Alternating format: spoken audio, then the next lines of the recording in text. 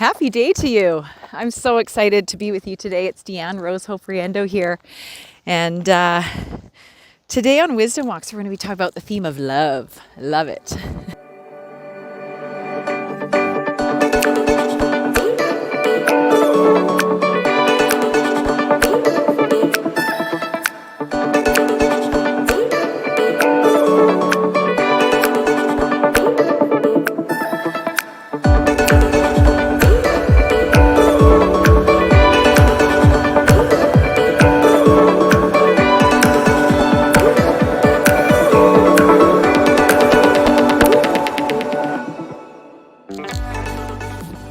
All right, so the theme of love.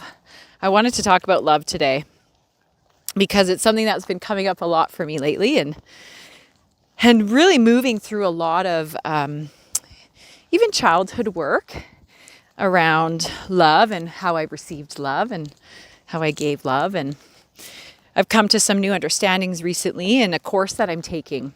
It's called Communion. It's with a teacher named Mandy Trapp and her partner, John. And it's about relationship. And one of the biggest pieces, of course, is the relationship with self. And it's something that I always focus energy on.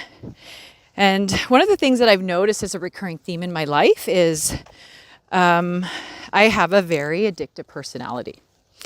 And that shows up in sugar, it shows up in all sorts of different habits, including love.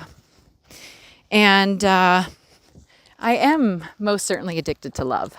I mean, what greater energy is there than love? And so I seek love, I give love, I surround and immerse myself in love all the time. But everything has its extreme, doesn't it? And so in that extreme, what happens is we tend to get a little bit caught up into the obsession of it.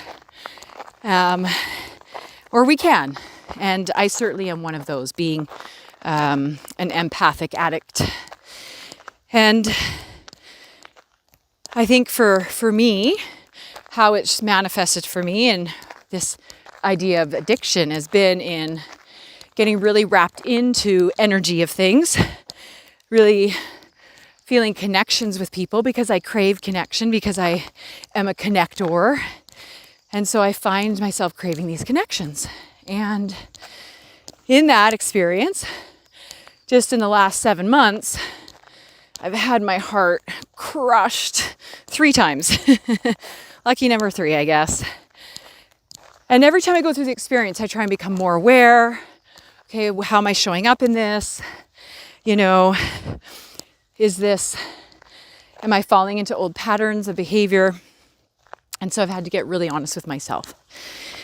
And one of the things that feels really vulnerable for me to share is that there are 2 aspects of our shadow feminine. And one of them is the rigidified feminine, and that's the woman who really struggles to receive, to celebrate. You know, when you get a compliment, you want to compliment back. You can't just say thank you and receive it. I've spent a lot of time not being able to receive in my life. And so what I did was I swung to the other shadow feminine, which is the all-consuming. And the all-consuming shadow feminine is very much this energy of, oh my gosh, you know, needing to constantly crave and feed. It's like you're hungry and thirsty, but you can never be satisfied. And so a lot of the seeker energy in that. And that is very strong in me. Always seeking what's next, always seeking more about who I am, which is a good thing. But when we're seeking outside of ourselves, we kind of miss the point, guys. And unfortunately, I've done a lot of seeking outside of myself. And so that's led to some heartbreak. And that's okay. Because I know that my soul has asked for that on some level. I know that somewhere inside myself, I needed that experience to show me whatever it is that is showing me. And so there's these aspects also for the masculine, for those of you out there in the masculine. There's also shadow aspects of the masculine. There's the draconian, that's with a D, draconian, which is like really like testosterone leader, kind of a lot of men feel that when they're in their workplace. And then there's the collapsed masculine, which a little bit more held back, a little bit more not knowing what to do, not taking authority. And so the men have these aspects too. So just wanted to highlight that. And you can, of course, do your research on these aspects of the shadow of the masculine and feminine. But it's a beautiful piece to kind of go down and to understand aspects of ourselves where these exist. And then how do we come into our divine masculine and our divine feminine? What are the things that we can be doing that can help us to get to that space? And so if you feel curious and called, I encourage you to look at the shadows aspects of the divine, or of the feminine and of the masculine, and then figure out, okay, where do I sit in a divine space on this? And so I'm going to circle back now to love.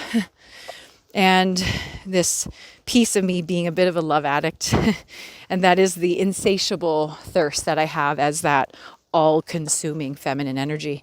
And so in seeing that awareness, there's this process, I guess, that I'm beginning on this journey.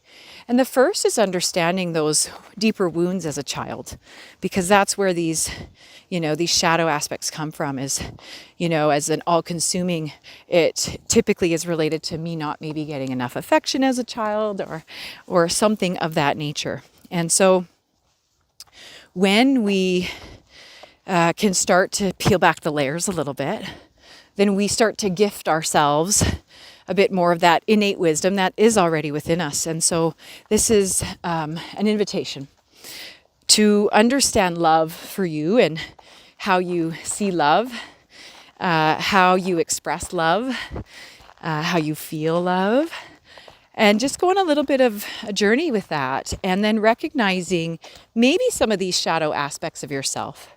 Do you have trouble receiving, or do you find that you're more so on the other extreme of the all-consuming, of never being satiated, of always seeking and needing more and needing validation, what have you? So, and again, same for the male, essentially, very similar, parallel.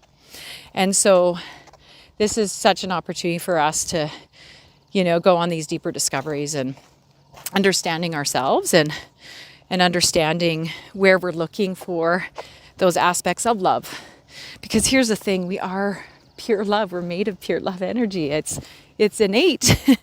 It's within us. It exists within us. And so we can hide that love or we can squash it down. But the key is the love that we have for ourselves.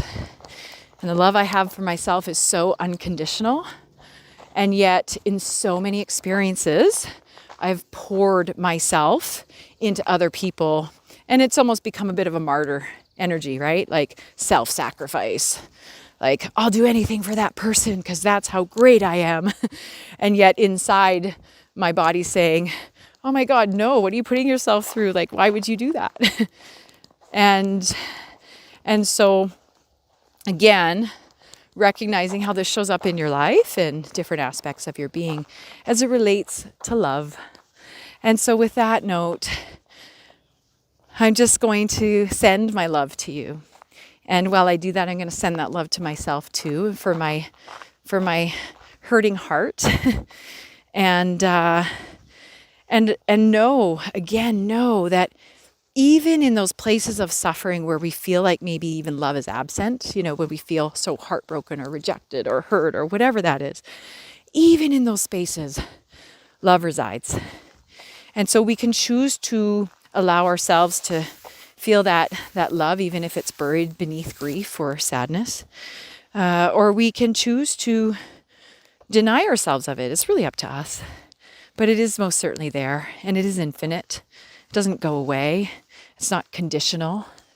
And most certainly it doesn't come from outside of ourselves. So I hope that what I've shared is something that you can find of value today.